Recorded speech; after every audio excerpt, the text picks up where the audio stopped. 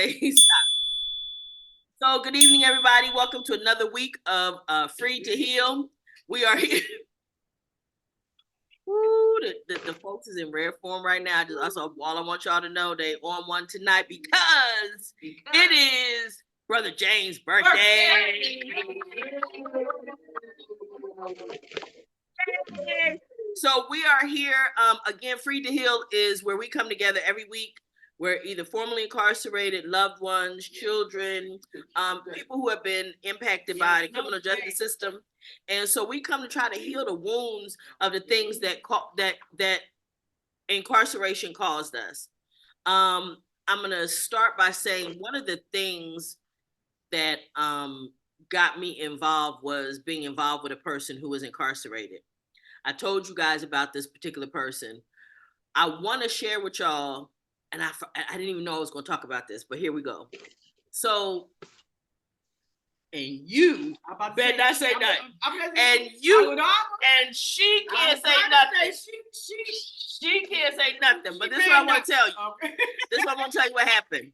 Okay, what had happened was, and I don't even know if I shared this part with you, but the person that had been incarcerated, the relationship ended pretty quickly when he came home. But long story short is that the poem that I wrote that led to me doing groups at the Francisco homes. That poem was about his experience, and part of that was recognizing that there was an identity crisis going on. Who was he going to be now that he was home? That is something that not just he experienced, but a whole lot of people experience, men and women. I've said to you guys before, it is an opportunity to remake yourself, to reinvent yourself, to be whoever you want to be now. The person that went into the prison is not the person that comes out, and you can't be the person that was in prison while you're on the street, because that universe only exists inside the penitentiary. So long story short is that one of the things, and I just happen to have it right here, one of the things that I wrote about him in the poem was about his how he functioned when he was in prison, and how sure of himself he was in prison. However, when he came out of prison, because he wasn't in that environment anymore, he didn't know who he was, and it made him insecure. It caused him to be different, and just bear with me because I gotta find the particular passage that I wrote that talked about it. Okay, I say in the poem, and for context, I'm just gonna go up a little bit further. I see the van and know that you're a few feet away. I'm shaking. I can hardly catch my breath. I'm praying that nothing goes wrong. I've been waiting a long time for this day. Finally, you're home. I finally get to cook for you, turn them tricks I told you about, taste the wine of your presence, feel the divine. But that's not what happened. See, I forgot that hurt people hurt people. I forgot that if you don't know and love yourself, there's no way you can know and love me. This is where it starts to get important. See, I thought the only thing between us and our happiness were the walls. But I didn't know that the walls were a blockade against your fears and insecurities. See, you knew your place behind the walls. Behind the walls, you were confident and sure. You were the sexiest man alive because you knew. You even dared to dream a dream. The walls were the security blanket that kept your manhood in check. But now you're not sure. In fact, you're insecure. In this world, you don't know who you are. It makes you mean. You can't commit to me because you can't commit to this you don't know. And I'm going to stop right there. But the point being, and the reason I bring it up is to say that he called me out of the blue from the county jail. And he was the old man that I knew. He was the man I fell in love with. And what was sad to me is because it took him being where he's comfortable just to even want to call me or whatever. But the point being is that he was incarcerated. This person went to prison at 17. So most of his adult life he spent in the penitentiary. But his confidence, his approach to me, his thoughts were clear, all of these things, because he was back where he knew how to function. And for me, that's a very scary thing. That this person, when you talk about institutionalization, that's what we're talking about. That's what you're talking about. You're talking about somebody that spent so much time that he's more confident in himself and comfortable behind the walls than he is in freedom. And that was, for me, it was a very sad moment to me to realize that he may never be that person on the street. He may never be the confident, strong, beautiful Black man that I fell in love with. There's Black sound in the room right there. Huh? Oh, you weren't talking to me? No. Okay. No. Sorry about that. So again, he may never be that on the street because he only knows how to be that behind the walls. And so I bring it up to say, I need you guys that have been incarcerated, I need your input. Well, I want to start it off. Come on. Okay, go ahead. I want to start it off because what you need our input on exactly? So what it is I was and you missed the first part of it, was the fact that a guy that the guy that really got me writing a poem and all this stuff and got me into doing the groups at the Francisco Homes called me from jail. He's in the county jail, and he was confident. He was, all of those things. This was a few days ago. Yes, ma'am. This is now. Okay, so see, because she on her phone. She not paying attention. So now she missed it. So anyway, he called me, and he was so the person that I fell in love with. And it struck me that he was confident, he was sure of himself, but he's back in jail. And so in his element, and that's what concerns me. I'm concerned about the institutionalization, and I need you guys to help me and help those people that may be listening to this about how that plays out and what is that. And so James wants to go ahead and kick that off. Well, when I started, and I still deal with it, that's why I come to the groups, was my biggest thing was anxiety. The who I was in prison, I was a figure. I was somebody.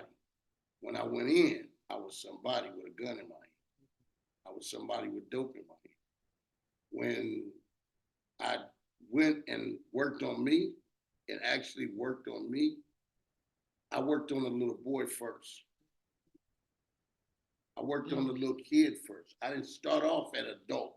Mm-hmm. I started peeling the layers from a child. Mm-hmm. And the hurt and the pain that I experienced coming up, I was peeling them layers. They was painful, like layers of skin off your back. Yeah. I was peeling them, and they was hurtful, but I had to get through them to get to. A lot of people start off at the adult, but we have to start off at the child. Mm-hmm.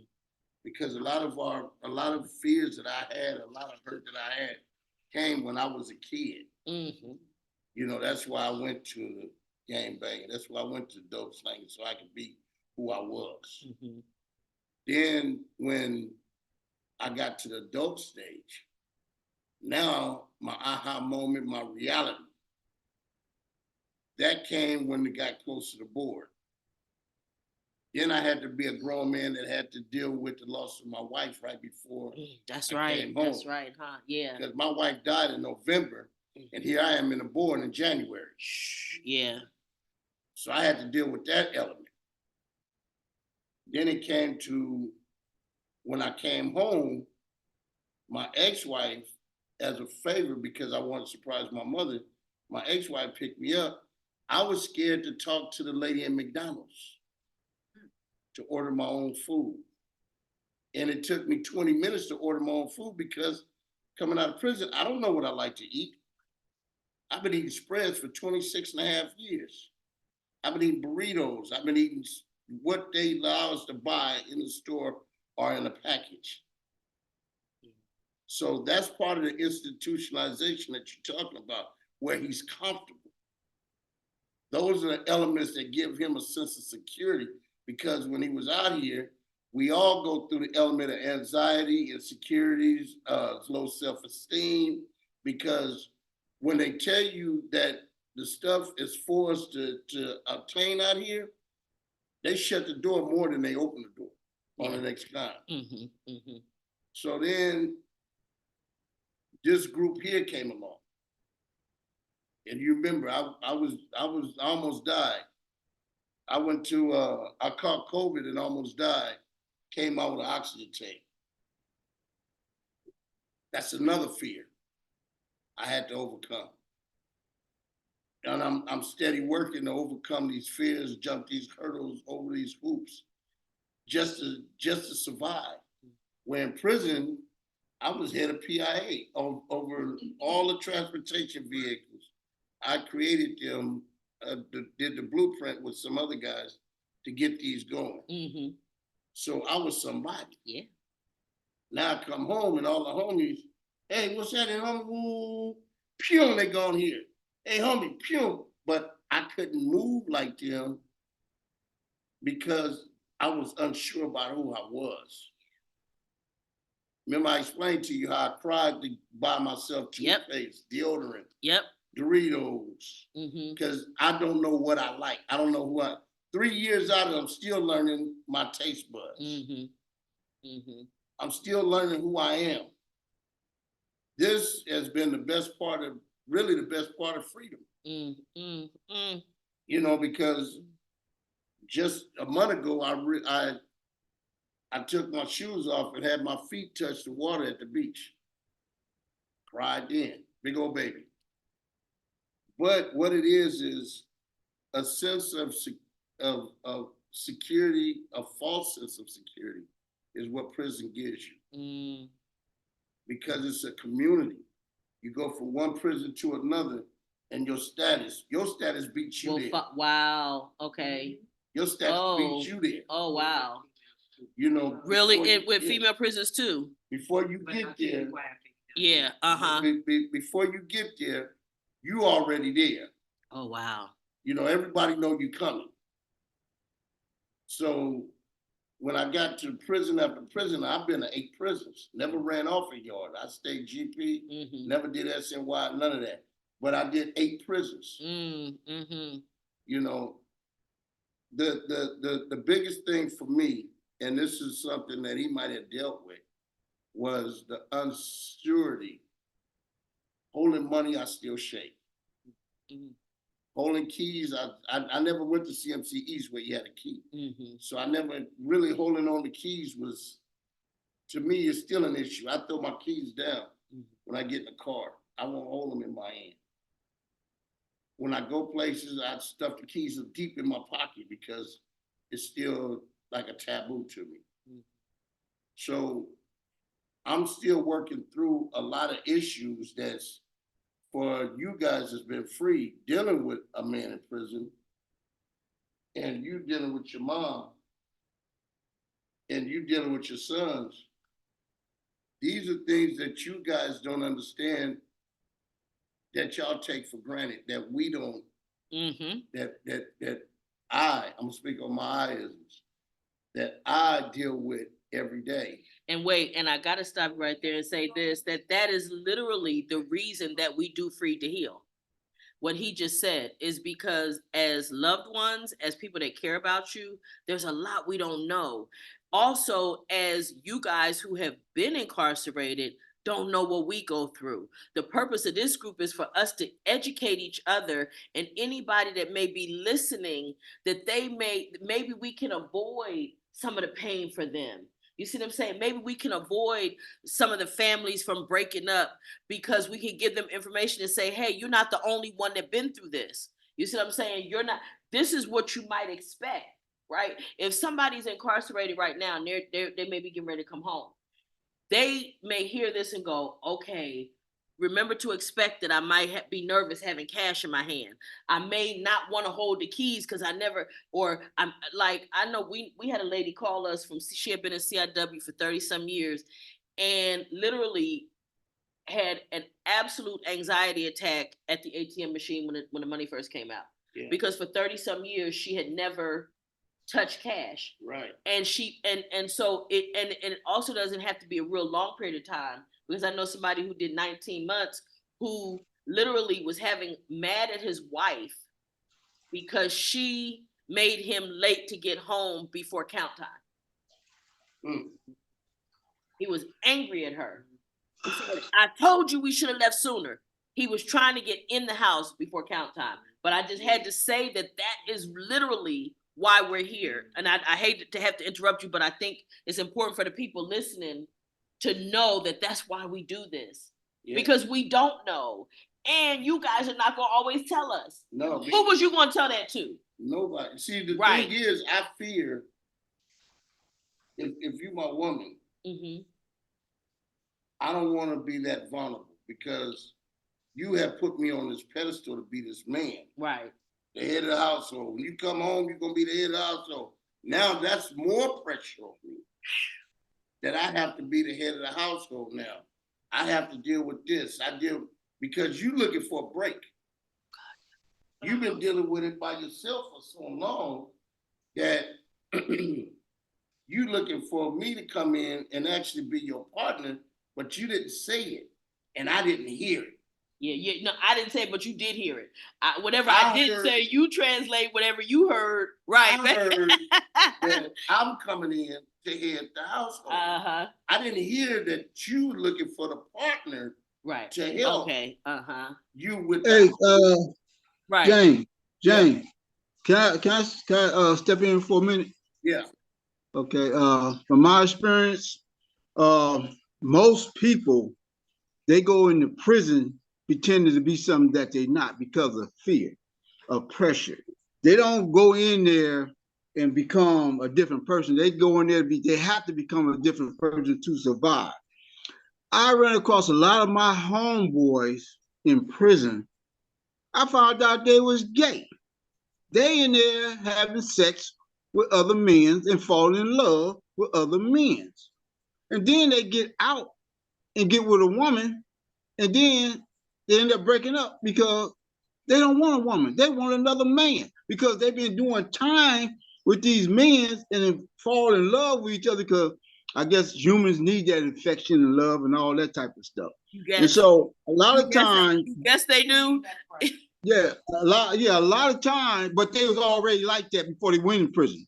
Prison didn't turn them into that. They was already that way because once you get attracted to the same sex, you've been attracted to the same sex. You know what I'm saying? But in prison, you could do most dudes would freely do that. But when they get out of prison, when they get to a woman, they end up leaving the woman because they don't feel comfortable being with a woman. You know, but just like you said, the guy, he went back to prison.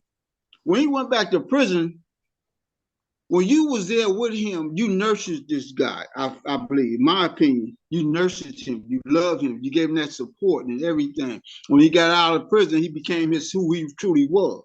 But once he went back to prison, who nurses him? He came back to one person who truly loved and cared about him, and came back to you because he knew how you really felt about him. He knew you were the only one that gave a damn about him.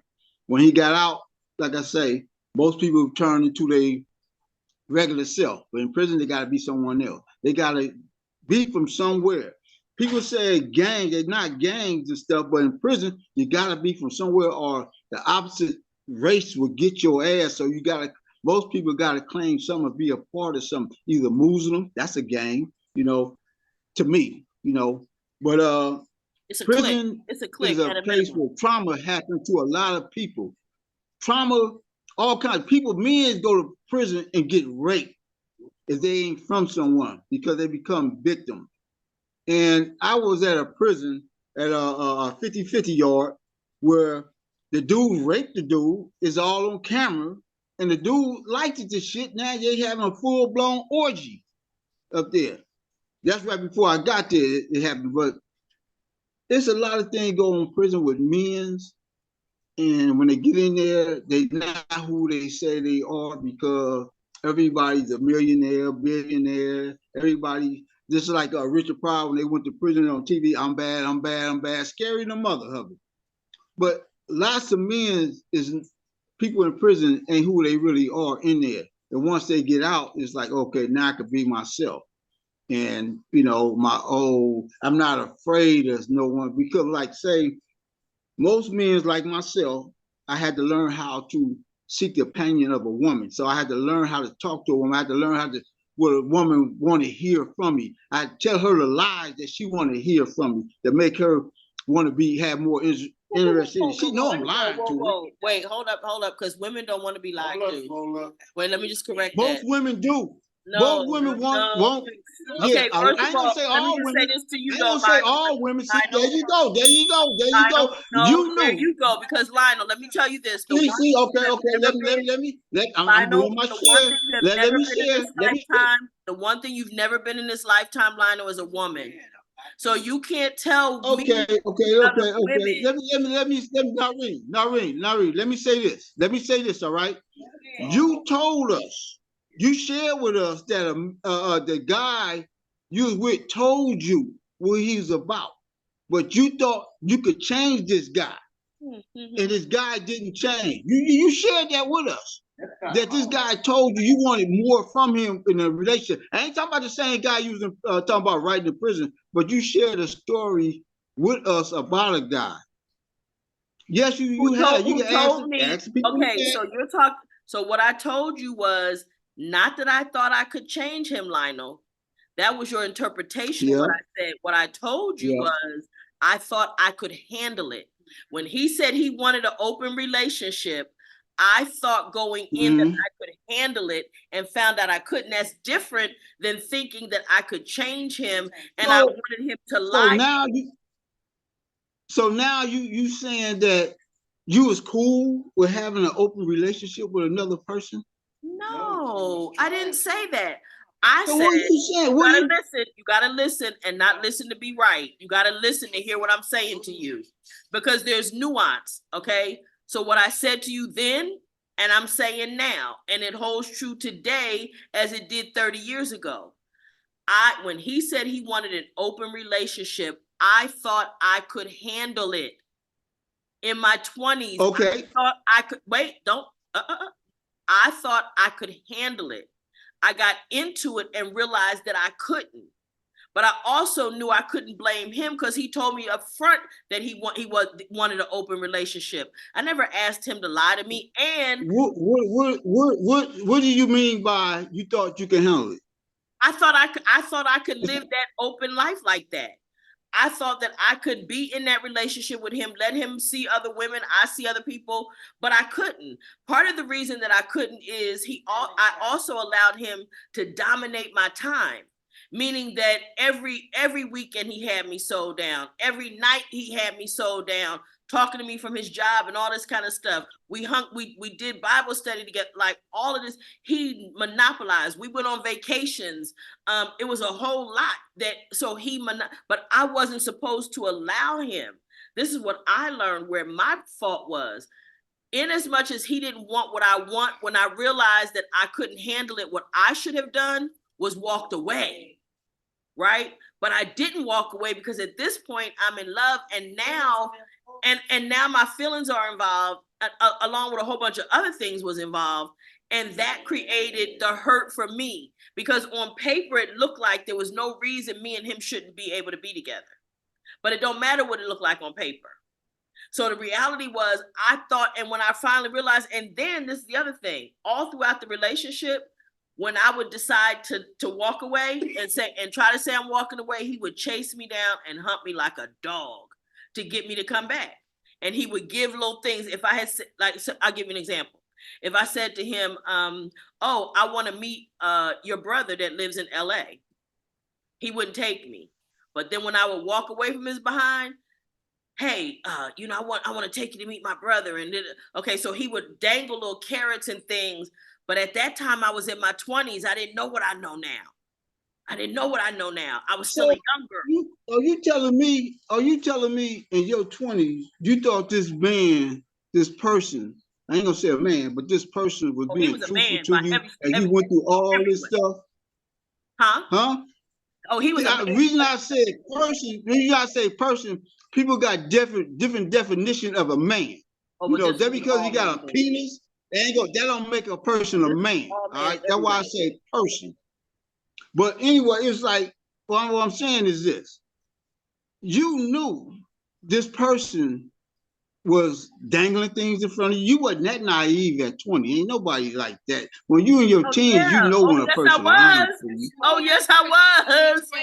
Yes, I was. Was you naive or was it love?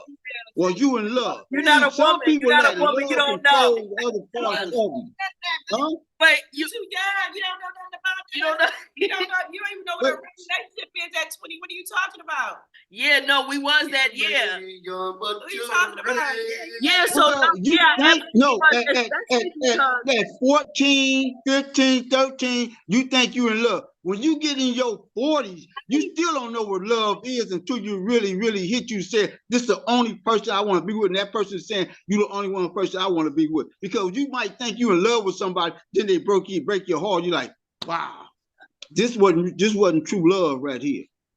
Love, true love is you don't give a damn. True love, you don't give a damn what the other person's doing, as long as you with that person. Let me tell you this too, and I could tell you this, and anybody that knew him and know me, that nigga love my dirty draws. Make no mistake about that. Any man ever. Hey, hold up, swole up, hold up. Let me. I just want to ask He you a love question. what? And tell He you love this. what? Any He man love what? ever spent with any real time with me, love me to this day. He let them dirty That's the one draws. calling me from the pen, calling me from County Jail. Okay? Marina Queen. Marina Queen. He love them dirty panties. Love them to death. And he dead now. Died a few years ago. Died 4 years ago. He loved them. Okay? Let me tell you something. That love, and that was also part of the challenge, what made it hard to walk away. Because I knew he loved me. Not based on what he said, but based on what he did. But why did you want to walk away? I wanted Did to he love you that much? I wanted to walk away because I wanted to be married and he did not. I wanted to be married. So you saying love is signing a piece of paper and putting, that's true love to you? Sign a piece of paper and saying You're not a female, sweetie. No, and besides which, no, see, y'all put that sex, that gender stuff in there. A man and a woman ain't too much different from each other. The only thing different from them is their genitals. Vagina. But they think the same, they act the same. Women is more intelligent than men because they think more than men. They run circles around most men. And so when you come to women, it's like this. I respect women because I see what women had to go through time, beginning of time. Women had to outthink men to survive because the man was so strong. So women use her mind to dominate a man. And so it's like this. I look at reality. I'm not gonna sugarcoat nothing. I'm gonna speak my mind. I'm not saying I'm right about what I say, but this is how I learned about things by sharing what's on my mind and get get your opinion of how you feel, what female feel, because that's the only way I'm gonna learn about different things. And that's why you keep fooling with us, because we keep teaching you. And I'm telling you, and I want you to understand. Who teaching who? Who teaching who? Listen. That's the thing. We teaching one another. You're not teaching me, baby. You're not teaching me. Yes, I am. I'm schooling you. I'm schooling you about your feelings. Wait. Let me be the mediator here. Let me okay, go for it. Let me be the mediator here, because y'all took this to a whole nother level. Listen, we're learning from each other first and foremost. We're lacing each other's boots on different things. Brother, Mr. Bradley, they lacing our boots on how women see things from their perspective that we can't see. Our blind spot. I feel you. And we're giving them the perspective that they can't fathom from being in prison and the things that we go through in the thought process. So we're teaching each other. One another. Yeah, there you go. We're teaching each other. So that's first and foremost. So see, that's why I like you so much. You come with the real too. You know what I'm saying? Your real respect real. Ain't no sugarcoating, no. You know, I ain't saying I'm perfect. I might look perfect, but I'm not gonna say I'm perfect. You know. No, I just wanted to get it back on the track. I just wanted to get it back on the track before we get Tony. Okay, go for it. She get to put her little woman sense in it too. Here she comes. Yeah, she trying to dominate. Here she comes. Here she comes. Okay, yeah. Dominate you and $5 won't even give me a cup of Starbucks. That's why I'm scared to come back up there. There's no value to me dominating you. Well, let me You get too aggressive. say something. You and your hit squad. There go the other one. Can I say something? She was so loving and stuff when I came up there, gave me a hug and everything. Now she ready to jump on my throat, put her foot on my neck. Go for it. Not yet. Not yet. Oh, that's funny. I put my knee in the butt, but not yet. I can hear you, Tony. Step up to the mic more.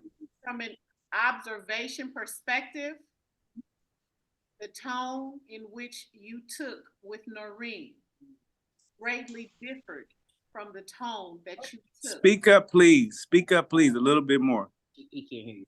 The tone that you took with Noreen greatly differed from the tone that you took with Terrell, which makes a woman feel that you don't have the respect that you say that you do. I'm not here to be a hit squad, but I'm just telling you, your tone that you take, what Noreen was trying to explain to you is exactly what Terrell said, that you both have the ability, we both have the ability to teach one another, but the way in which you approach her is so greatly different than the way in which you approached him. I just want you to take. Okay, Tony. Okay, Tony. I hear what you just said, but hold on, I'm not finished. The biggest thing that I try to give to people is that you listen to respond instead of listening to understand. I preach it. You have to inject. See, that's your problem right there. You preaching something that you don't. When two people have a conversation, one person let the other person talk, then you give the other person a chance to respond. You do not dominate. You having a one-way conversation right now. You the one talking at me. You ain't talking with me, because when I told Noreen we was teaching one another, she said no. Why you didn't get on her and say no? You can't say that. You can't say that. That when Terrell got on and said we teaching one another, but now you want to say, oh, your voice, you disrespecting. Come on, you can't have it your way. Don't come down here. No, don't come down here. That's the thing. All right, look here. Wait. I'm bringing the police with me when I come down there. Yeah. I'm bringing the police. Y'all ain't gonna touch me. Hey, look, Lionel, don't go down there. Do not. And Tony don't tried to say, go down there. Tony, Don't listen, go down there. wait, listen, this is what you need to know, Do not Lionel. pull up We on love you Central no matter Sauce what. right now. That's the guy's honest truth. But I'm gonna tell you, it wasn't a one-way conversation. What it was that you had to listen, and you don't like that. That's all. No. Let me add something. Can I add something? Let me add something. And I'm gonna say this. Let me add. Wait, this. but go ahead. Wait, Terrell. Let Terrell say what he's gonna say. Now look, I just want to add this, and I'm not taking nobody's side, but I just think that Mr. Bradley was just more excited and passionate about the conversation and not raising his voice at Noreen, but just due to the passion of the conversation and the subject, he got heightened because he wanted to be heard. Because and then her saying, then Noreen saying, you can't teach me nothing, that just made it heighten a little more. I just think that's what it was. Just listening to the exchange. So I'm gonna tell you what I think it was. Okay. Okay. I got 2 minutes. I can tell you what I think it was. The issue is that Lionel, from previous meetings that we've had, took what I said in terms of me thinking that I could handle being in the relationship with this man when he said he wanted an open relationship, and interpreted that I thought I could change him. What started the debate back and forth was Lionel saying that women want to be lied to. Right. And that's what started the debate. And the one thing that Lionel wasn't hearing when I said to him is, the one thing you've never been in this lifetime, Lionel, is a woman. As a woman, I was here. I heard all that. Right. So the issue is that, again, and then as I start to talk, then Lionel start to talk over me. And listen, I can handle all that. I'm used to it. Okay. But the reality is this, is that women do not want to be lied to. At all. We do not. Just like us men don't like all that BBL stuff. This is But it's the problem right perception here. of society that what women think men like and what men think women like. And that's why, and that's the point in trying to clarify it one to another. That's the point in trying to let him know that that's not a true thing. That's wait. Okay, can I say something now? Yeah, you've been saying something. Go right ahead. We all have opinions on things. We all have different experience in life of dealing with different people. Now, to say all women, I didn't say. I say some women like to be lied to. They rather hear a lie than truth. I tell dudes, tell me a lie because it's very entertaining. When you sell a person a dream, they know this dream ain't gonna come true. I'm gonna give you the world. I'm gonna be there with you. I ain't going nowhere. Most women know that's a damn lie from a dude talking about you the only one. You gonna always be the only one. I mean, women straight just like men.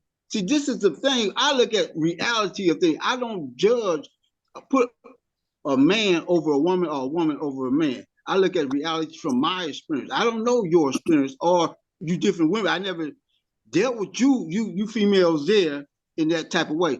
But it's like people want to put certain people on a pedestal, but they don't belong on no pedestal. You know, they are no different than you and I and stuff. And so to say all women don't want to hear lies, now that's false right there. You got women want to hear lies because they want to be with somebody. They want an excuse to be with this person or do what they do because this man said, I'm gonna do this, I'm gonna be faithful, I'm gonna leave my wife for you. She know, most women know who deal with relationships, this dude most likely ain't leaving his wife for her. And women go for a lot of women go for that stuff because they want to hear that. A lot of them, not all, but a lot of them. See, now from you my experience, the conversation. So, it's one way. Go ahead, Rufus. Can you hear me? Can y'all hear me? Can you hear me? Yeah, we can hear you. I have to disagree with him on that because just because the woman want to believe what the dude is telling her doesn't mean that she want to be lied to. She want to believe the dude. Thank you. He's the one that's lying. You know what I mean? Yeah, and that's the way. Well, then she lying to herself. Lionel, wait, hold up, Lionel, hold up, slow up. It ain't your time, dude. She ain't lying to she herself. is. She just want to believe. I mean, look, man. That's what I trip off dudes. Some dudes, because it's like, I mean, just say if a broad give you the sex the first night, I mean, a dude, he'll talk bad about her. I feel like it's me. It ain't. Hell no. No, I'm you just talking saying. about all dudes do that? Man, come on, man. You saying the same damn thing. Hold on, homie. All I'm saying is, I know the reality of it, but I'm saying I would like to think that she gave it to me because it's me, not because she, she get out like that. And the dudes talk bad about her because, man, she gave it to you though. Why you don't feel like that? No. In other words, you the shit. I remember a female that got on the first night. That's just my opinion, man. I didn't talk bad. We stayed in a relationship. Well, let me say this, man, because gotta come up so they can hear you. The concept is this: nobody, male or female, want to be lied to. Period. We gonna nip that in the bud. No, we not. No, we not. That's your opinion, James. That's your opinion. I got my opinion, and you got your opinion. If you're gonna be true in a relationship and you want a relationship to flourish, then you have to learn to be vulnerable, honest, respectful, and understanding, as well as, just like when they taught us in the groups, as well as speaking, you gotta learn to listen. So when a woman tell you what they like, they telling you what they like if you listen to what they have to say. If you have your own conception of what you want to hear, Now you living in a world of fantasy. The thing is this, women will tell you what they want. Women will show you what they need. All you have to do is be patient and listen and watch and learn. The next thing is, women are smart. Men are smart. We both are human beings. We both have to take time to understand each other in a way that it is profitable for both of us. If a woman sleep with you the first night, that's because she's feeling you at that time. It don't make her a hoe. It don't make her nothing, anything less than a woman. She feeling you at that time. If she waits 30 days, absolutely. That's on her. Man, you just said you talk about a woman. Men talk about a woman sleeping the first night. Now, two adults agree to do something. Man, you full of. Oh, I keep it real. I ain't talking about you, James. James, I ain't talking about you. I'm talking about Ruthless. You must have just misunderstood what I said, or no, didn't hear what I you said when a woman sleep with a man on the first night, they talk about the woman. They do, dear. They do. Oh, yeah. They do. She's a hoe.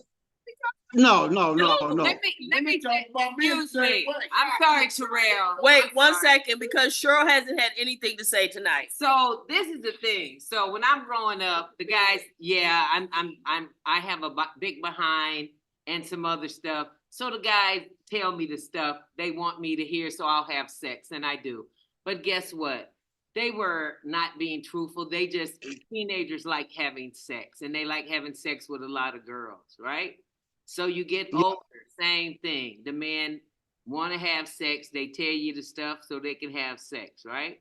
Yep. So you guys are like this even when you're older, right? So as teenagers, we tend to believe, because guess what? Most of us ain't had no daddies to be at home to teach us how to react to men. All right? Yeah. We want, and that's what Tony just said. We don't want to be lied to. We want to believe in a man. We want to believe and trust in a man, believe in a man. Yeah. But let me tell you something, Mr. Lionel. You are saying most people, now you're trying to say some. It's a few, right? Most is some, it's not all. Sometimes it's most. But you can't speak for everybody in the world. You know how many people are in this world, sir?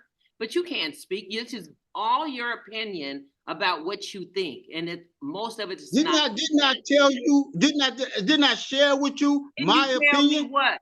Didn't you tell me what? You ain't telling me nothing. I said my opinion. I didn't say everybody's opinion. You need to learn how to talk to women, dear. Okay, so now women.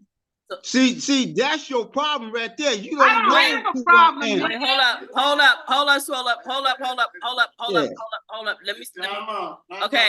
Let me time out for this. Okay. I see your hand, Terrell, and I'm gonna come right to you. This is a place where everybody's opinion is respected. But I'm gonna say this to you as kindly as I can. You become pretty disrespectful, but you want to demand respect, sweetie. And when that happens, it doesn't go well. So you want to say, well, you don't want people to talk at you, but then you start talking over people when they start talking. And one of the things that concerns me about it is that you might have an actually good point and an opinion that somebody might need to hear, but when you're talking over them, nobody can hear it. And so I would just ask that we allow each other to have the space to speak, okay? So that people who might be listening to this can actually hear what everybody's opinions are, okay? And that's the reality is that we need to be able so that other people can hear this, okay? Terrell, go ahead and say what you wanted to say. Well, I'm just gonna play devil, right? The devil's advocate. So basically, I understand both sides. And honestly, myself, it ain't about one gender, because both genders doing the same shit out here in 2023. You know what I'm saying? And no gender is different or better than the other as far as in relationships, because we all have been through some toxic stuff. Women have their issues, we have our issues.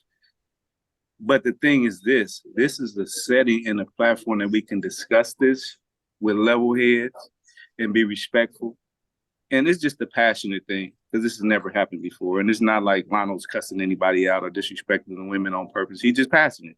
He's speaking how he feel, you feel like he's being teamed up. I see it and I feel it.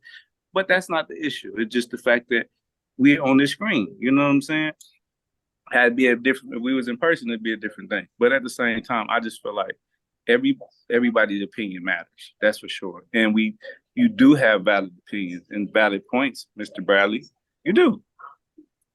But women, not even women, people desire to be taught to a certain way. And I'm just like this, and we got passion. You speak passion and you raise your voice, but it wasn't in a disrespect, a meaningly disrespectful way. I know this, everybody know this. But some of the women might have just took it that way because you're a man and it's a woman. Sometimes it's a woman-man thing, you know what I mean? And it's the tone, and that's all in communication. And when you learn communication, as you know, the tone really matters. You know what I'm saying? Because it ain't what you're saying, it's how you're saying it. So that's why the women over there might feel like you're being disrespectful because you're talking over them and you're getting louder. But you have very valid points. And I agree, it's not it's not a woman thing, it's a man thing, it's a human thing. I have done plenty studies on my own, read plenty books on human behavior. It's not just a male and female thing, it's a human thing. Some people do want to hear a lie. Some people rather hear a lie because they can't handle the truth. And some people will accept a lie, knowing that it's a lie, just because this is the cap. This is the world we live in. Oh, you capping. Oh, you capping. This is the lingo. But a lot of people out here can't handle the truth. And that's why when we do get in these circles and have these conversations, they end up being squirmish and people talking over each other because some people can't handle the truth and they don't know how to express their emotions or their feelings when they're in the heat of a conversation or the debate of whatever the topic is. That's just what I see. And from right here, this topic has been heated, it's been passionate, and I don't feel it's been no disrespect towards anybody. Everybody's just passionate about what they saying in their opinion. You know what I mean? So that's just how I see it. Terrell, can I share something with you real quick? Yes, sir. Can I share something with you real quick? You write about a lot of different things. And like with me, I taught nonviolent communication, facilitated. I did a lot of anger management groups and facilitated a lot of anger management groups. I did groups that when you listen, you actually listen to one another and give other people a chance to hear, like when a person say, okay, you share your story and the person say, oh, I've been heard, because I listened to that group was about listening to what people say and remember what they said so that person could be heard. And with me, I'm listening to the people in this group talk. And, once I start, like you said, once I start speaking, I get cut off. And then when I try to stop them from cutting me off, then, the emotions and stuff like that, like, okay, I'm not tripping. Like you said, I haven't cussed anyone out. But for a person to tell me I'm disrespecting a gender, when I bag up that gender, I'm a person who support my women, my Black women and stuff. And then that kind of affected me. I'm like, wait a minute, it's like people who get an alliance, people who's a friend, they won't let nobody down the other friends or talk bad about the other friends. They don't want the other friend to look bad, so they team up on a person. It's like, I don't try to fit into a group. I'm not trying to prove myself to fit into anyone's group or anything like that. Like you said, I'm only speaking my experience of what I had and sharing with them and stuff. And it's like, it's like you said, teaming up. I felt, I ain't gonna say they're doing it, but I feel that way, like you said. And so, just like the young lady said, I talk differently with you. I talk differently with you because you listen.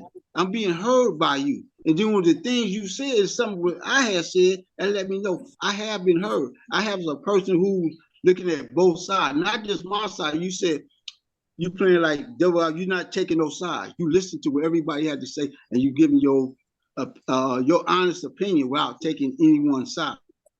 A person can't do nothing but respect that. And the way you talk to me, your tone was down. You wasn't loud. And so that brings my tone down. when two people I notice when two people having a conversation, when the voice go up, it turns into an argument because one of them trying to out talk the other, get their point across. Because now the voice level is going higher and higher on both sides. But when you talk calmly, that person will listen. The hostility, it goes away because you are calm now. So I get what you're saying. Thank you. Thank you for what you just shared and not taking sides. So hey, look, we all passionate about this, man. Yeah. We all passionate about helping each other and growing and learning from each other. And we know our opinions are different, you know what I mean? But the commonality is where we trying to come at, so that we can bring solutions and resolutions and have people know how to have healthy relationships, to have healthy communication, to have healthy conversations, because that's something that society is fucked up. Excuse my language, but people don't know how to have healthy conversations because a lot of people don't know how to communicate. They texting all day long, or then they used to talking to their kids, or they're in a position of authority and they want to talk to everybody the same way they talking to the people that's under them. And that don't work for everybody. Because I don't let nobody talk to me any type of way, but some people don't realize it because this is what they do normally. So some people are not even cognizant of how they're talking to other people that they don't even know, because this is the way they're programmed to talking to the people that they do deal with on a regular basis. So sometimes you gotta look at that too and say, well, this person don't even know me to be talking to me like that, but don't take offense to it or don't take it personal, because that person don't know you to be talking to you like a kid or a child or like they got authority over you, but that's just something that they've been doing in their life or who they dealing with. So don't take that type of stuff personal, because it happens. I've had situations where I'm dealing with young ladies that, wait a minute, don't talk to me like you're the son or daughter. I'm not them. But I have to tell her in a way that she don't get offended by it. And just like when you start raising your voice or getting higher, they started getting offended and they started coming back, and it was going back and forth. And then Noreen stepped in. So then that's why I was like, okay. So let me say, it was just a matter of passion and people getting passionate. It wasn't a form of disrespect. I didn't see that. I just felt that everybody was getting passionate. You know what I'm saying? So let me say this. I want to say this. This is a suggestion that I have that has come up, that's been said in this room while you guys were talking, and I really strongly would encourage this. Well, what I want to say is, Lionel, I would like for you, when this goes up on YouTube, to go back and look at it. Watch the video, and watch where it went left. I will also point out to you in this conversation, because I'm a 100 zone type of girl, okay? I can't even let it go and not tell you that Rufus very calmly, quietly, monotone voice said what he said, and he told him he was full of shit. So that's disrespectful. So I want to say to you that it really, that's why I want to encourage you to go back and listen and watch the video and watch how it happened, because where it went left was, I said, no, women don't want to be lied to. And it's not so much what we say, it's when Lionel didn't agree with what we said. So we allow you to have your opinion, and will always allow you, Lionel, to have your opinion here. We love your opinion. We welcome your opinion. Even if we don't, we welcome your opinion, even if we don't agree. But when somebody doesn't agree with what you say, then we ask that you do the same, extend us the same grace and the same mercy and the same respect that we extend to you, because there have been lots and lots and lots of times, Lionel, where people didn't agree with what you said, and nobody told you was full of shit, and we would not. I really don't, I don't like that. It's not how we need to be getting down one with another. And so I will say to you that, again, I just encourage you to go back and watch it and see, because there's room to have growth. There's room for growth. Okay. And the topic that I really wanted to understand, because I'll tell you this, the man that I was involved with that was incarcerated, similar to you, James, when he was inside, he was that man. He was that man. And we all know when they that man, you know what that look like when you get there, okay? he was that man when he was on the street. Okay, so the reality is, I know that's what happened. It was this identity crisis when he came home. Okay, yes, he told me, he said he was concerned about the fact that he was coming back to the streets, which was his only addiction. He was honest with me about that. And I've known other men who had an addiction to that street life. So I understood what was happening to him in that point at that time. My point is that he went in young, did a stretch, came home, went back for a stretch, came home, and now he wound up back in county jail. And now he was back where he was most comfortable. And that concerned me about the institutionalization. And then James went on to explain all of the ways that institutionalization happens. I have not been naive or fooled or duped by the man that was in prison. First of all, by that point, I was in my 40s. Secondly, anything I did for him, first of all, he never asked me for nothing. So there was no way for him. You don't get to use somebody that you never asked for nothing. That's not even a thing. But what I understood was that what was going on in him. The challenge for us maintaining the relationship was he didn't know who he was outside the walls. He was very clear. And when I heard his voice and he talked to me from county jail, I heard the same clear, confident person, because he was in that environment, and it broke my heart. He was in his element, and it broke my heart, because that element for him is where he's comfortable. And I hate the fact for him that that's where he was. I hate that that's where he feels the most comfortable at that point. And again, I wanted the people who have been incarcerated to really talk about what that feels like, and did you experience that kind of thing? Are you, what was the difference in how you felt? So the conversation took some turns that we didn't anticipate, but I still encourage anybody that's been incarcerated that's in here to talk about what it felt like, or is there, because James explained, I think, very good how that can happen. There's that period of time where things can happen and you can become institutionalized. And I want to open it up for anybody else that's been incarcerated to chime in on that topic. Hey, babe. That's your phone call? And Diane trying to get beat up, y'all. She over here trying to get beat up, y'all. Yes, go ahead. So I have a friend, when she came to the prison, she had been in Mariana, which is the federal, where they had the women behind the wall. They had prisons with gates, but they had down in Georgia, they were like some of the not rougher girls, but they had been a long time. And she came, when she came to prison, she used to go to CIW from time she was like 18. Her kids were like 4 and 6. When she came home, they were 20, 24 and 26. And she's back in prison. Wow. And she used to go with my friend Pebbles, and when Pebbles had her baby, I was at the hospital, and she had come home and lived with Pebbles' mother. Pebbles' mother said, Cheryl, she was doing good. She never told me that anything was going on. And then her mother, after a while, said, Cheryl, why did she go back to prison?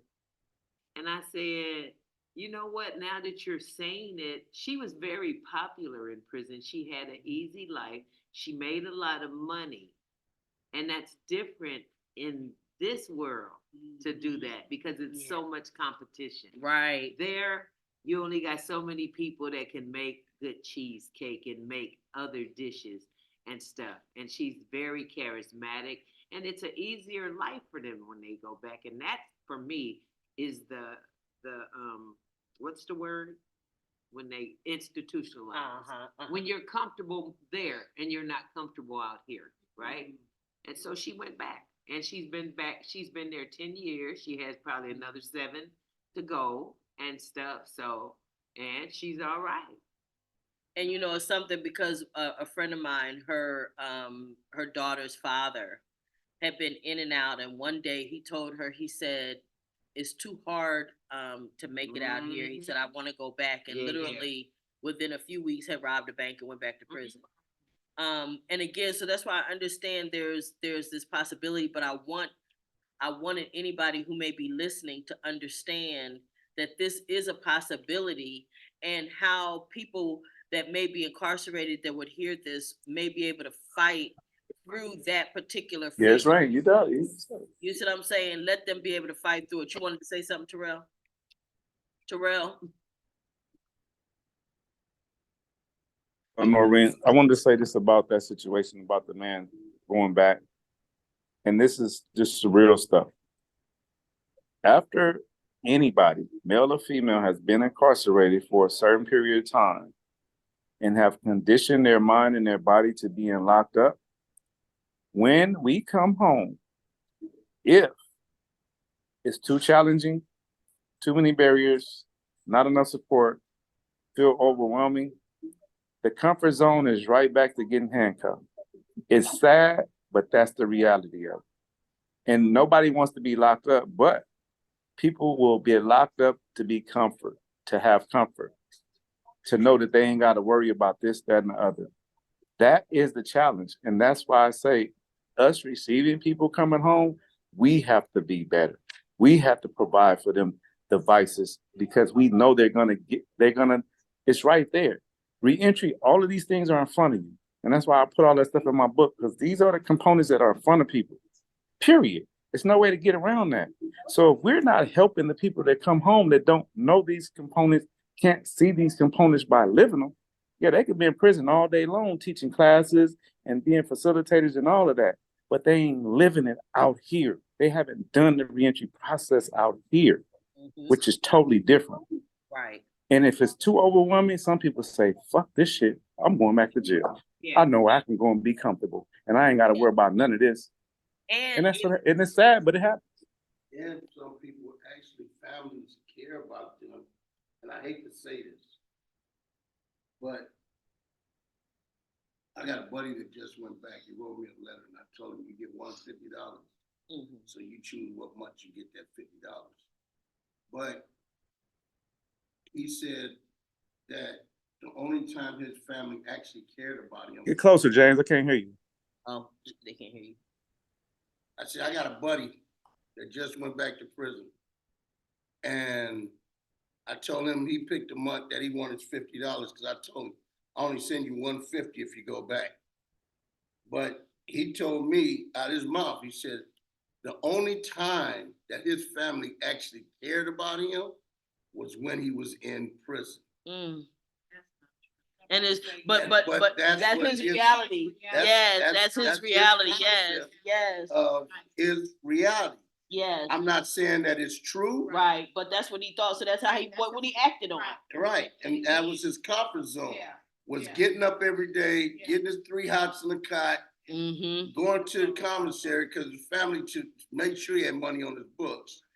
And they made sure that he had what he needed to survive in prison. Right. So he felt like that was the only way that his family actually cared about him was when he was locked up.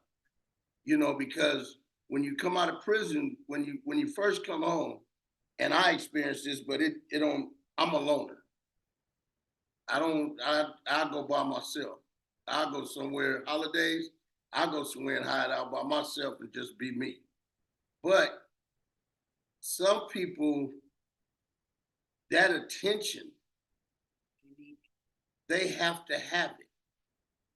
And it's needed to keep them performing in a way that's profitable for them to maintain some type of security in their own lives. What I gotta do, turn down? Some kind of sense of normalcy. They created their own normalcy through that. And when I came home, I had cousins coming in, flying in from here and there, and hollering at me, man, you need them, call me this, that. I never called because one thing about me is I don't want you to ever say that you gave me anything when I came out of prison and use it against me. Right. Because that will happen. Another thing is all the stuff that they gave us, all that paperwork they gave us in prison, talking about we got this, we got that, we got this, we got that coming. Get that foster security out too. You have to work for anything that you want in this life. I made 89 days on a 90-day probation, and Union Pacific cut me loose from a job.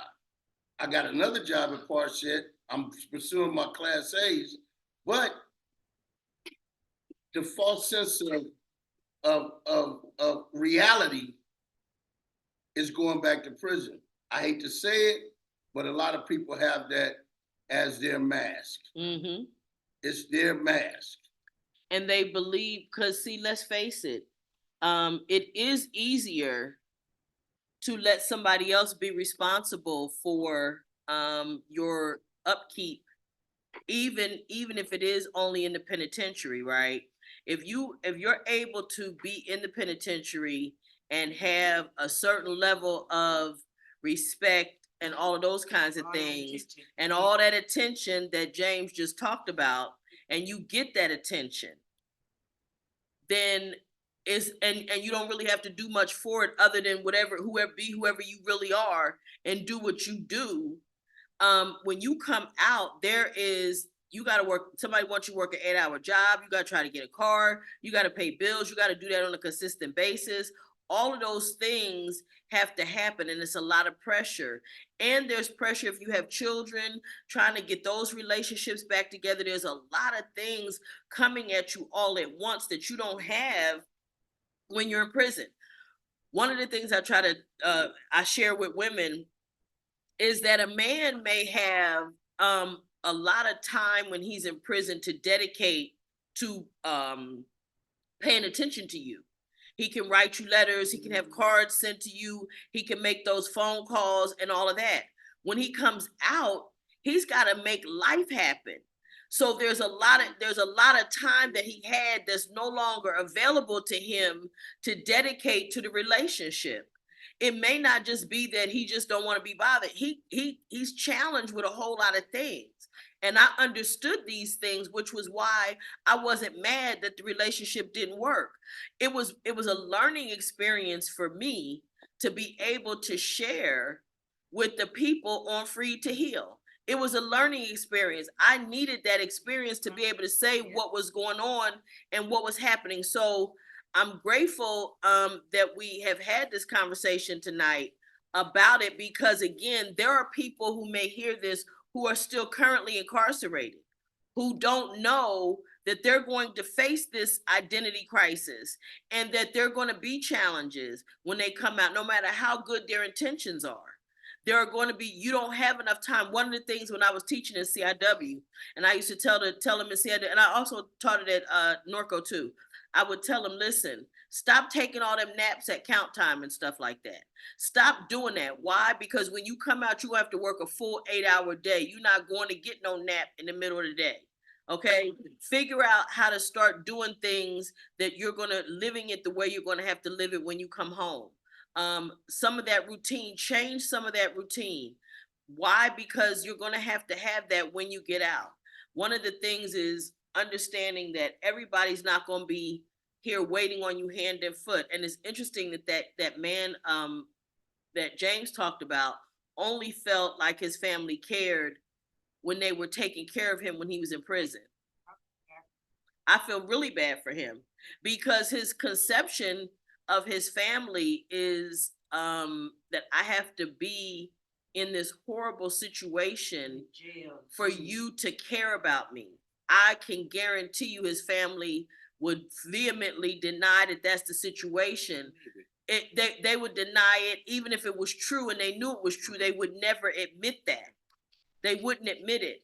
But it doesn't mean that their behavior hasn't given him that impression, right? Because family members, I think you've talked about this before too, Cheryl, is how they still living their lives. You got to try to fit back into their lives when you come home.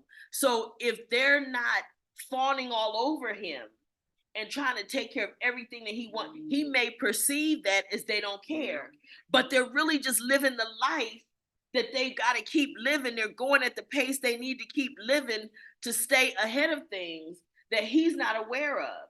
So for him, I can see easily how a person can get that kind of a perception and cause them to say, the only time they care about me is when I'm in prison. Well, it also could be because one of the things I said, prison have a tendency to make folks lazy. Why? Because you don't have to do all of them. You don't have to do all of the stuff you got to do when you on the street. So it could, very easily, it's easier if I don't have to worry about, like I say, paying the rent, finding a place that's going to take me, paying a car note, getting a car washed, putting the trash. I don't have to do none of that. Okay. Because all of those things are provided for me and taken care of for me. So what I'm going to say is this, Terrell, I see your hand up. What I'm going to do is I'm going to start in the room and let everybody check out any last comments, and then we'll come back around to who's on the screen. So don't forget your point, okay? Okay. So Di, I'm going to start with you and come up close so they can hear what There, I ain't heard from Di all night, and she there? What? That's right. You was quiet. You was quiet and all. Mute yourself. Mute yourself. He loved fighting with Diane. I don't know what that is, right? But go ahead. Okay, tonight conversation got a little rocky, but we just have to learn how to listen to each other, to hear each other, to help each other. Okay. Can you come up so you can say your checkout? I'm just saying good night. Good night and ditto. Okay, Cheryl. It's a deep conversation that has a lot of components to it because there's a big difference in people in the free world, people who are incarcerated, and then the females, it's a whole different ball game with them. And I just want to say this. So when I was in Dublin, the men's detention center was right next door. It's more women going to take their children to see their fathers than there are people coming to see mothers who are incarcerated. Absolutely. Miss Tony, come on, so they can hear you. Ditto. James, final comments? They can't hear you. I just say this, and I'm gonna say this one time only. Respect, admiration, honesty, and self-esteem goes a long way. Mm-hmm. And if everybody hold on to the elements of peace, then we will transgress. We will transcend ourselves into greater places. Awesome. Thank you. Ben, any comments for you? Believe me, I learned a lot of my 20 years lockdown, and I still learning. Okay, I want to say tonight is thank you for all the things I have done because that helped me to heal my soul. Wonderful. Thank you. Thank you. I'm gonna let Rufus go. It was a wonderful conversation, and I just want Lionel to know that, I don't take nothing personal. I understand it. We all good, and I liked at the beginning of the topic about the jail thing that you was talking about. We didn't really get to it, but hey, maybe one day we'll go back to it. How about that? That's for sure. Lionel, go ahead. I'm gonna say this. I always tell people, don't ask me no question if you don't want my answer to the question and stuff, because I'm always be open and honest, and I'm always a person who know I'm not perfect. I ain't gonna say I'm always right. That's why I ask questions. Be open with people, and I really be respectful to all people. And I love the way Terrell addressed everything and stuff. And thank you, my brother. Okay. Terrell. Okay, I'm gonna say this. Got a little razzle dazzle up here today. This what family do. Ain't no family perfect. Ain't no family have every perfect day. Shit, we gonna have some disagreements. We gonna have some little squabbles up in here, but it's all out of love. It ain't out of disrespect. And I don't never think that brother said anything to anybody on this panel to be disrespectful. Just like I had to correct myself last week with the sister to let her know I was not being disrespectful or attacking her. And I feel in my heart and spirit that Mr. Bradley ain't attacking nobody on this panel. So, but we a family. We had our little squabble tonight. I'm an adversity and correction coach, because if you can't deal with adversity, everything ain't gonna be peaches and cream. So when you got a little adversity in your life and you don't know how to respond to that shit, that just shows your weakness. And it shows you need to toughen your ass up and get you some diversity skills. Because life gonna throw you some shit that you don't like. Life is you gonna be in some conversations and debates that you don't like. But you gotta know how to take that shit in and learn from it and grow from it. You know what I'm saying? We a family right here. And I know ain't nobody on these screens trying to disrespect anybody.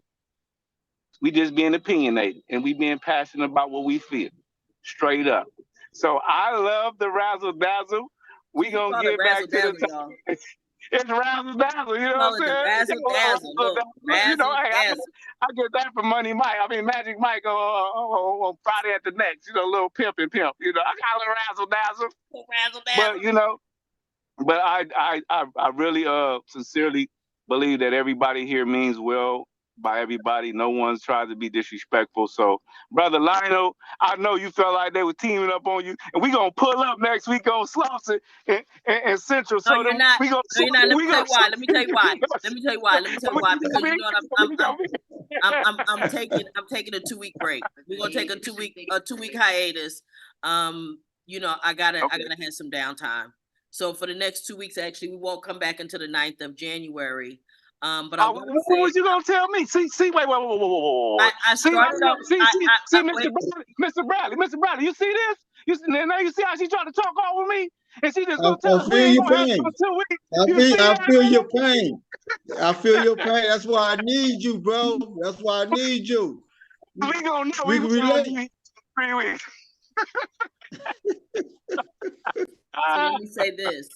So let me say this.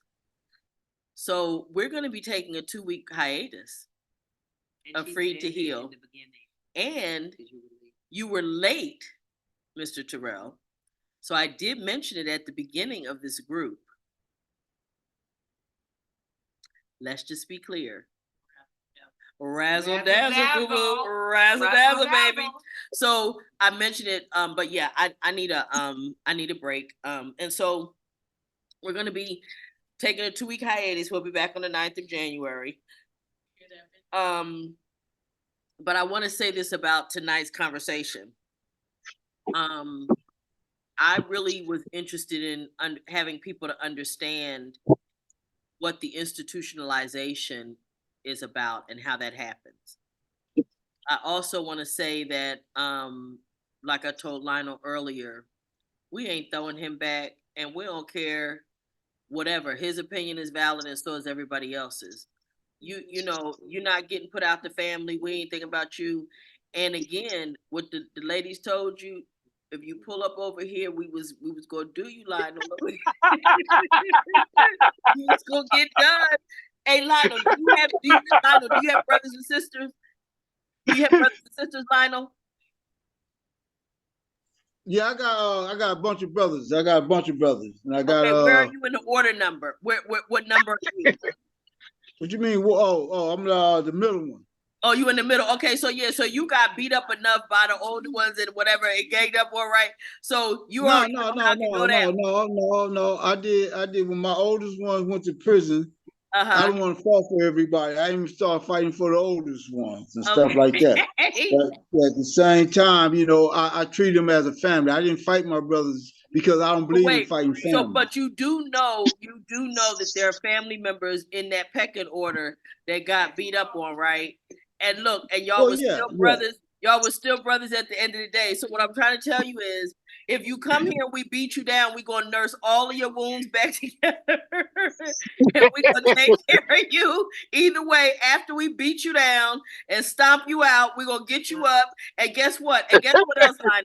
this is the other cold part about family. If anybody else try to touch you, they got all of us to deal with. So you just need to know. You just need to know that's the way family go, and it is what it is. But that's the thing. I don't believe in fighting my black people though. That's okay. over with. Today you don't, but look, we believe in fight you, and so that's what. I feel your pain. Fight you, Lionel. We believe in fight you. So I want to say to everybody listening, again, this is where we're trying to learn to heal. We're trying to grow. We're trying to be better here. And sometimes it's a little rough. It's a little razzle dazzle, as Terrell say. And we're going to take that razzle dazzle and we're going to move on. And I'm hoping that somebody else learned from this. That's Mr. Chester Hill. Chester came a little too late to really even comment on the conversation. But we will see Chester come the new year. And I want to wish everybody, I don't even celebrate Christmas and all that, but I want to wish you all a happy new year. Please be safe along the way. I appreciate all of you guys for being here on a regular basis. Check us out on YouTube, Facebook, Instagram, X, all of the social media sites, and know that we're here for ourselves, to heal ourselves, but also to help you guys that might be listening heal as well.